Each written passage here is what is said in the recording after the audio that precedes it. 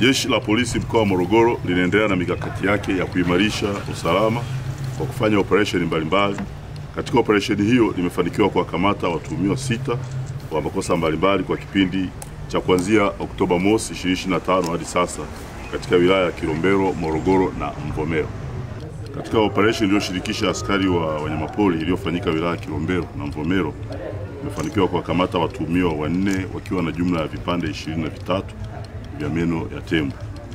Katika tukio lililotokea Oktoba 12, 2025, walikamatwa Ernest Edwin Makali, mkulima mkazi wa Mbingu. Huyu ana umri wa miaka 53.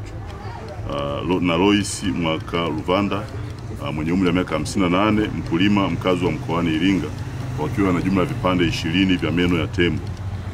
Watuhumiwa walikamatwa katika kijiji cha Sagamaganga, kata ya Siginal, wilaya ya Kilombero, mkoa huu wa Morogoro.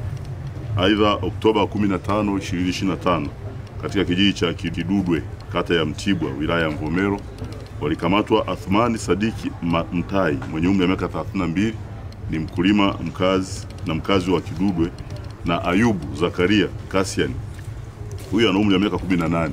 Hao kwa pamoja walikamatwa wakiwa na kichwa kimoja cha mnyama aitwaye anayedhaniwa kuwa ni swala.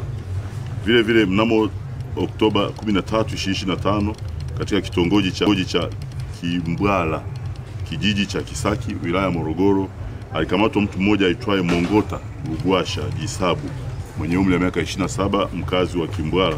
Huyu alikamatwa akiwa na vipande 3 vya meno ya tembo. Jeshi la Polisi Morogoro limefanikiwa pia kuwakamata Fadhili Mohamed Sheweri